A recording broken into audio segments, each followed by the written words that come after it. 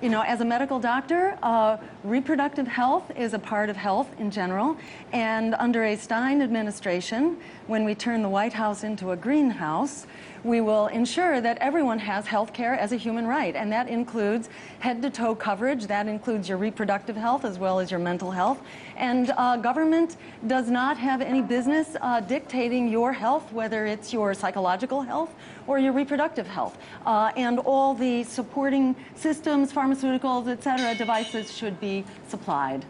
Yes, as president, I would establish a commission that would ensure that every police killing be documented, not hidden. Yes. I'm spending a lot of time in Austin, Texas. You know, the saying there is keep Austin weird. There's a great cultural flavor in Austin. But Austin ranks as the city with the 5th most police killings nationwide. So we need a cultural shift as well to not have a militarized police force.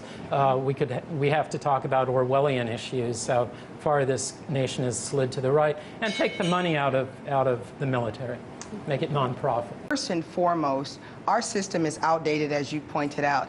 Because we have online, it would be easy that every American go to a library a month before and say who they're voting for, and then show up on election day. It should be a legal holiday. That's first and foremost. But we can know who can win ahead of time. Secondly, we need to change the whole concept of electoral college. That's outdated, and it was based on the enslavement of black people. They called us 3/5 of a human being. That is what that's based on. So southern states could have the ability to take credit for black people that they didn't own and have balance. So the electoral college needs to be abolished, just wiped out. Secondly, as I said, let everybody vote 30 days ahead, so we kind of know who people are going to vote for and why. So there's no Bush v. Gore craziness anymore, and that people, when they vote, they put online. Folks who are not computer literate, go to a library. So we are testing and trading out everything. So this is known before time. We could do that, and it would encourage to have people being able to show up to vote on that day. And we should let children and young people vote so we know what they're thinking about. I appreciate Surinam's stance on guns. It's also the Green Party stance, namely that we are a party of nonviolence and peace is one of our main issues. However, at the current time, we live in a country that is heavily militarized. We are acting like a predator across the planet. I do not believe in giving up our guns as long as we have a military that poses a threat. So I do support our Second Amendment rights, but as a concession, I would say we really need to phase out weapons. We need to That's your time. Decrease the manufacturing. Thank you. First and foremost, we are one race. I wish everyone stopped saying racism. It's complete ignorance. We are a human race. This is about love and truth-telling.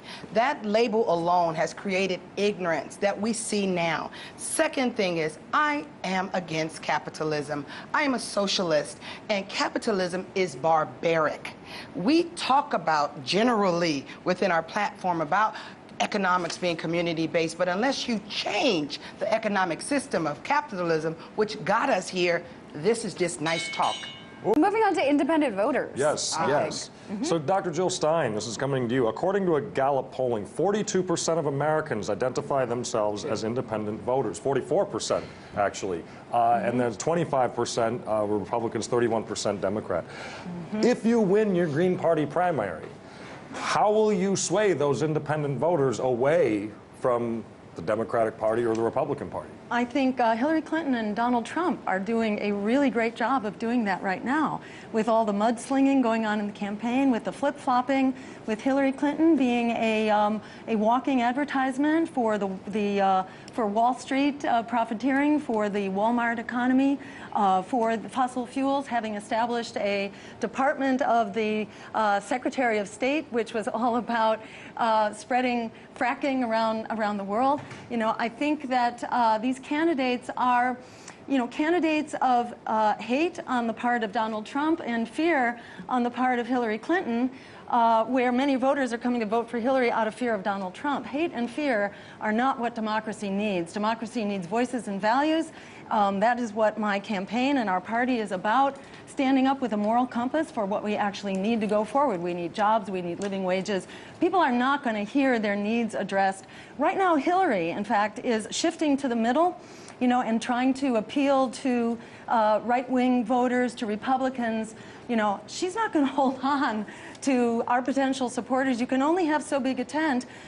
Hillary is a uniter in terms of sort of the corporate, corrupt middle ground of society. So Hillary is doing her very own fine work, and as is Donald Trump, by disparaging women, immigrants, Muslims, POWs, the disabled, etc. They are sort of the perfect storm for the independent politics that we need. Within our platform, we have very clear guidelines of what needs to take place to end corporate hood within our current electoral system. In fact, our system is outdated and it's old. We don't need all that money. We should have publicly financed elections so that real candidates and true people that only give creed and care to citizens are elected. Within our government, we would end corporate finance of parties. There's 158 families that I plan on visiting who have given most of that money. So I'm going to knock on their door and say, stop. I'm telling you now before I'm president, stop now. And I ask all third-party and independent candidates to join me in calling out those 158 families. And while we're doing that, those wealthy families, we call out every one of the PACs that are giving money that is just screwing our democracy. We need to file suit against the airwaves because they're not allowing, they gave one of the most ignorant candidates more free time than anyone. Way too much for something that ignorant. We did not resolve our issues within the Civil War, and they are bubbling now. And unless we have honest voices and good leadership, our nation is in for a very hard ride.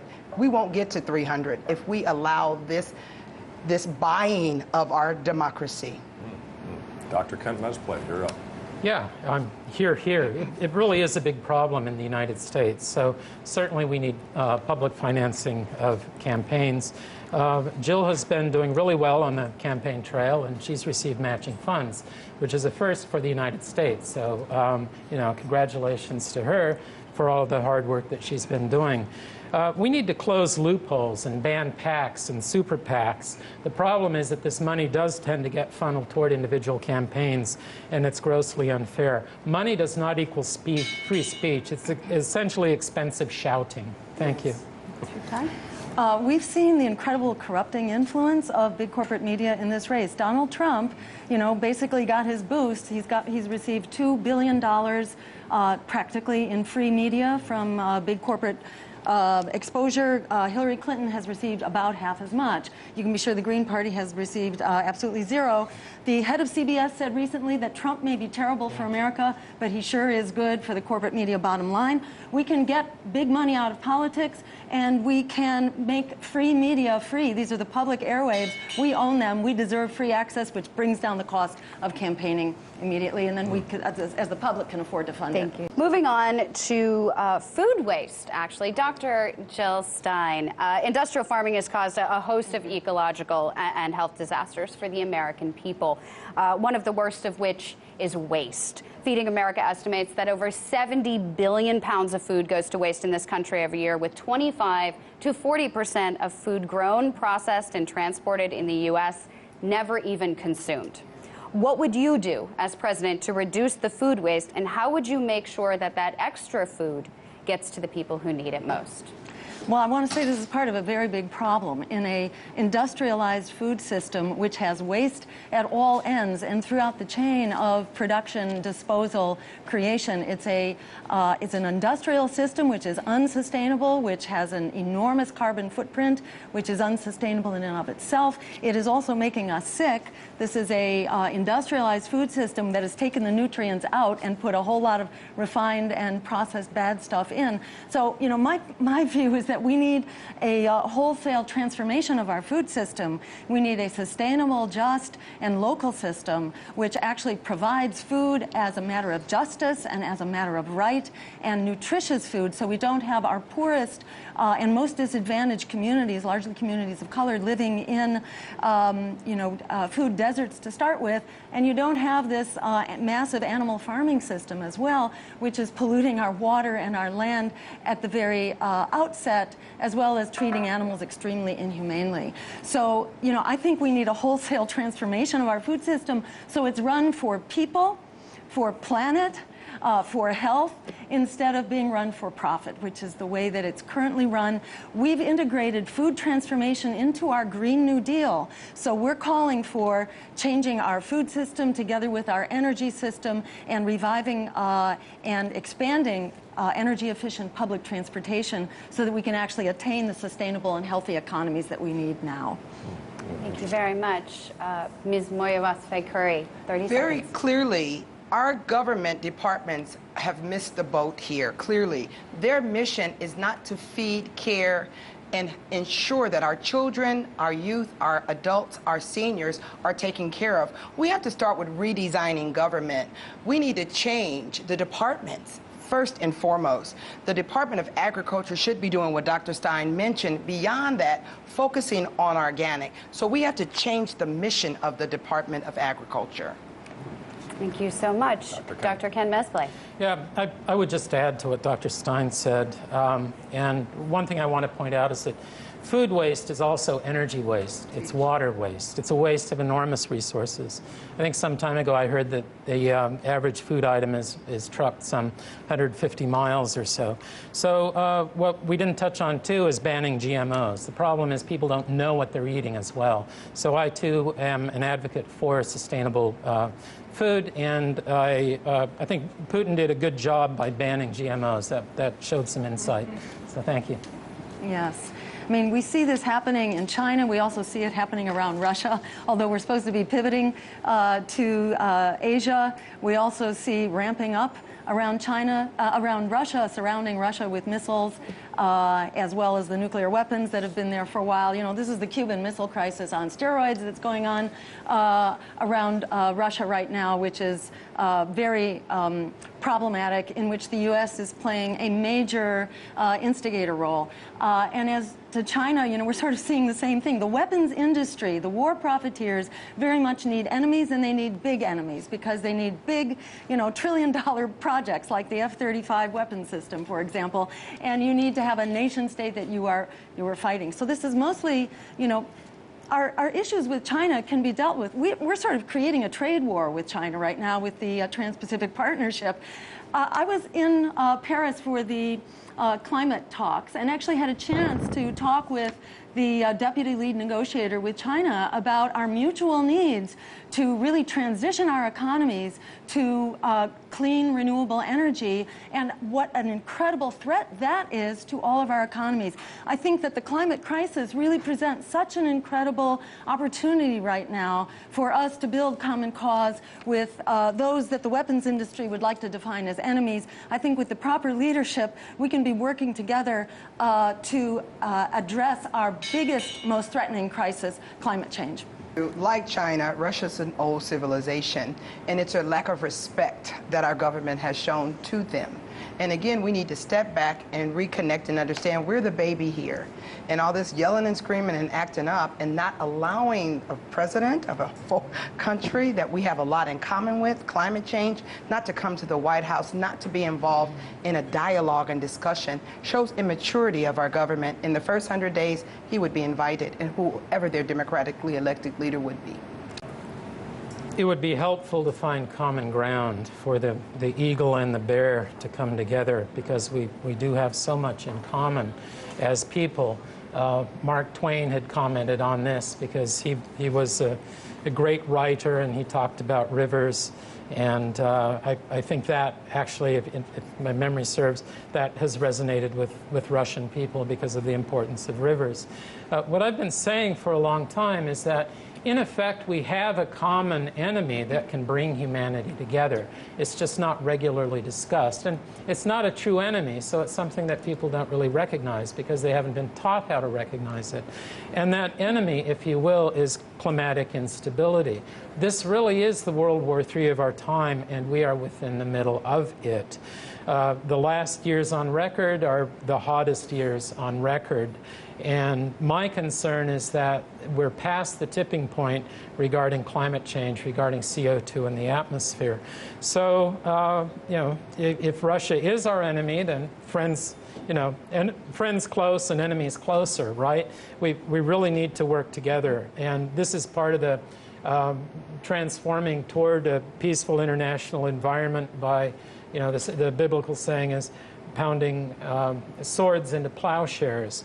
When we do that, Russia and the United States can lead the rest of the world away from militarism.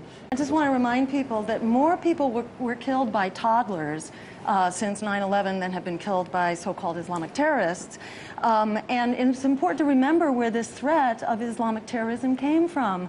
This was created by the CIA and the Saudis in order to fight the Russians in Afghanistan. And the Saudis went on to continue their madrasas, which is where global terrorists are trained. Our war in Iraq and Syria and Libya has fanned the flames of ISIS, which is where this supposed threat is coming from now. But we can nip that threat in the bud right now by stopping the arming and the funding of it. As president, would you pardon Edward Snowden, Chelsea Manning, and other whistleblowers who have risked their lives? I would. I understand that from a stark perspective, these people violated the law. But I do want to say that we no longer have a CIA. It's been turned into there's a Directorship of National Intelligence. And this agency, the director directs a 16-member United States intelligence community tasked with protecting whistleblowers. We need whistleblowers to act as a counterbalance to our nation and our society sliding farther and farther toward the repressive right. Current whistleblower protections don't work properly. So I would not only pardon the whistleblowers you mentioned, but I would advocate for them and actually praise their activity. These people took great risk, and we know more about the shadowy operations of our government because of them, and that helps us all get back on the right track, which we should do as a nation. We need truth and reconciliation commissions. We need this in the same way that in South Africa, such reconciliation commissions helped post-apartheid. So although we are one human race, Native Americans have been blatantly discriminated against as well as others. Thank you. Thank you. Dr. Jill Stein. Three things. First and foremost, this needs to be separated. Peace, the Department of Peace must be had. Given that our planet is in peril, it is critically important that we demilitarize every nation, because we as a species will all die. So no matter how many bombs anyone has, climate change is more important. It's a threat. Kent talks about sustainability as a security issue. I, too, agree with him. So we have to split up the whole military. Definitely we need guns for our military. I mean, if someone attacks, we got to be ready. But it's disproportionate to where we are in our world. So my administration, within the first 100 days, will take a critical analysis of what really is needed. There's enough bombs. We don't need any more extra stuff. We could kill ourselves as a species since 1945. We don't need to keep hammering there. Again, as I said, we would cut it in half. I would call this the Department of Peace. Our funds must be focused on building peace and saving our planet. This is our mother every day, not just once a year. She holds us. And if we're using that much money to hurt and harm us who live here, we're illogical. And I'm not illogical. So I like to bring truth and reconciliation that Dr. Mesplay talked about, as well as reconciling the issues we have abroad. The fights in the part of the world that they call, mislabeled the Middle East, are Abrahamic. It's not only shameful, it's extremely dangerous that the U.S. is renovating our nuclear weapons and their modes of delivery. It's incredibly expensive. It re-establishes another nuclear arms race. And the U.S. actually initiated this when we dropped out of the Anti-Ballistic Missile Treaty. That was initiated by the U.S. So we don't have a nuclear framework right now. We're in a mode of weapons expansion. You know, this is like Cuba Missile Crisis on steroids. We need to get back into negotiations and reach a nuclear-free world as an urgent priority. I've been clear from the start. I'm anti-nuclear. All of us are. We don't need that. On your opening segment, you had Kerry Campbell, who talked about putting solar on every home in America, and he's generating income. We don't need nuclear. We have enough best practices in sustainable technology that the energy we consume, we could start selling it to our neighbors up or down or out. So no, I would not use our tax-paying dollars or our budget toward this in any way. We've heard the three candidates' views on everything from their domestic agendas to their foreign policy beliefs to how they would reform the campaign trail. They've even answered questions from you, the people. Some of you may have made up your minds already, while others may still be on the fence. Now, in their closing statements, each of these three candidates will have 2 minutes to make their final pitch to you, the voters, in their hopes to be the Green Party's presidential candidate. Will they sway you with their side? Let's find out as we start out with Dr. Jill Stein. Thank you. Big thank you to RT. Thank you to Tyrell and to Tabitha for doing a wonderful job, and to the other candidates here.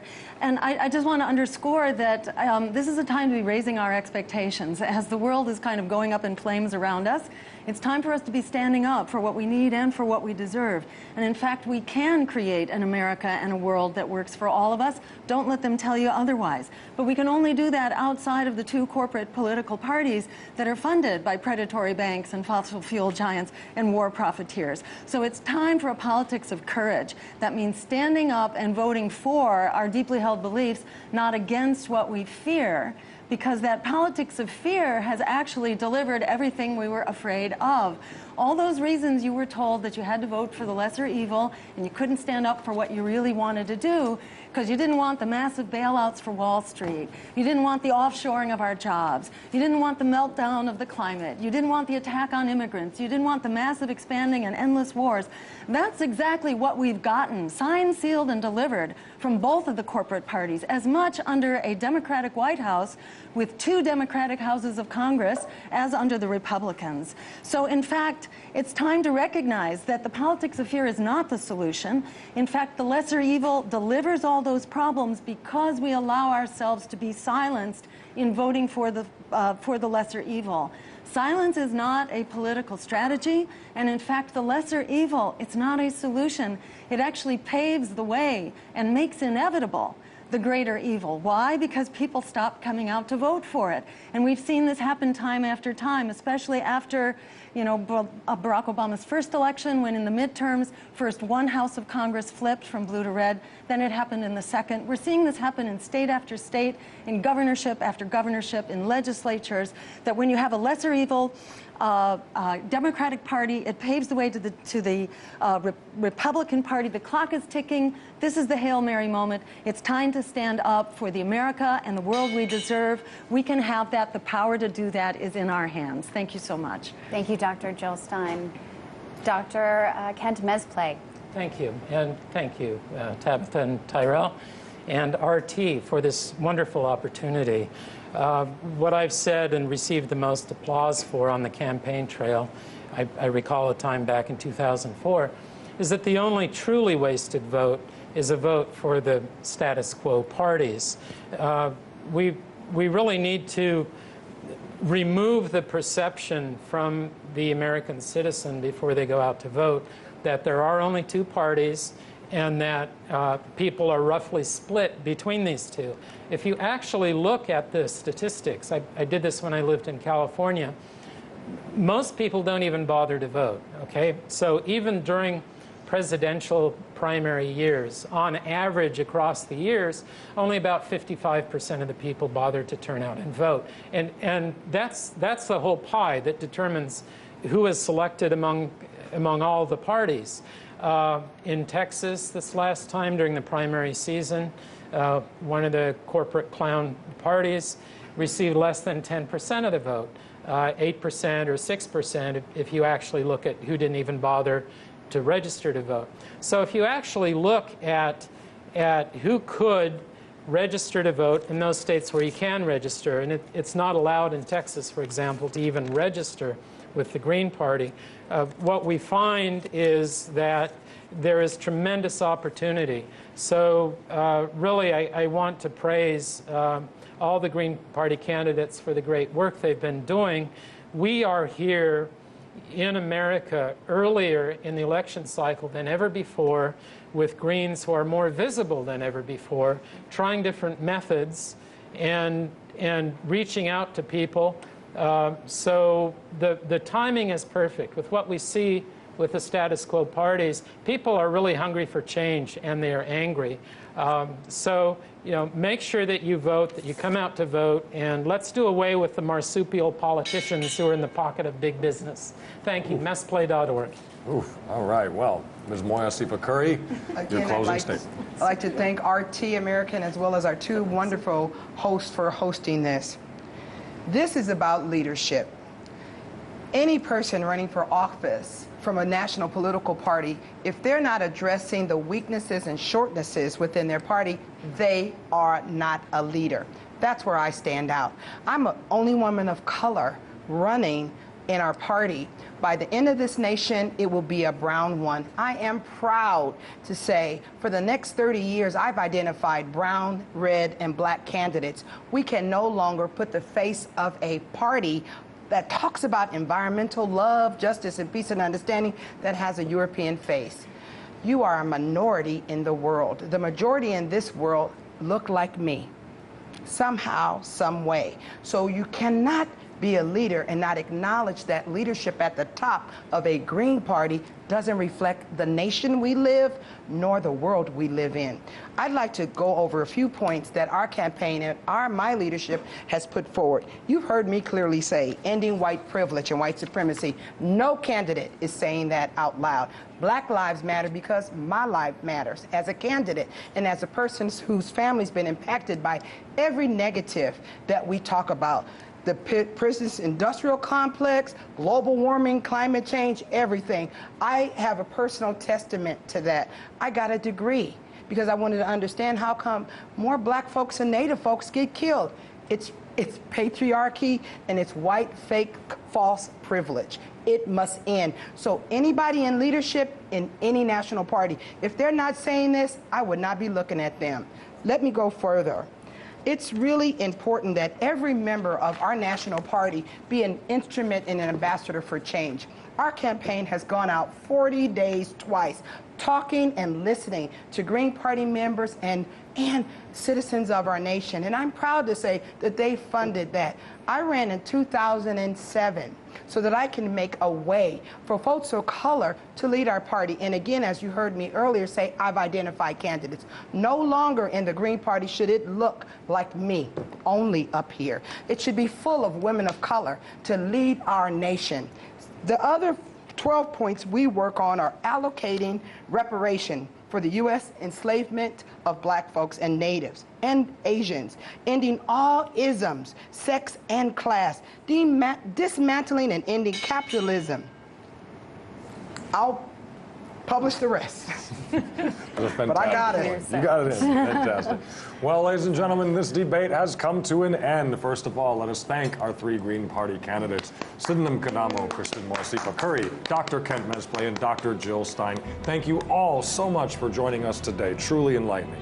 And thank you to those of you at home who joined us this evening. As John Adams once said, there is nothing which I dread so much as a division of the Republic into two great parties, each arranged under its leader and concerting measures in opposition to each other. This, in my humble apprehension, is to be dreaded as the greatest political evil under our Constitution.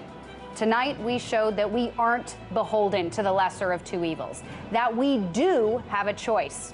And we hope this helped you at home to make that choice with a little more information and knowledge. And remember, everyone, in this life, we are not told we are loved enough. So as I tell you all, So I tell you all, I love you. I am Tyrell Ventura. And I am Tabitha Wallace. Thank you for joining us on this Green Party primary edition of RT's 2016 third party presidential debates. Have a fantastic evening, everybody.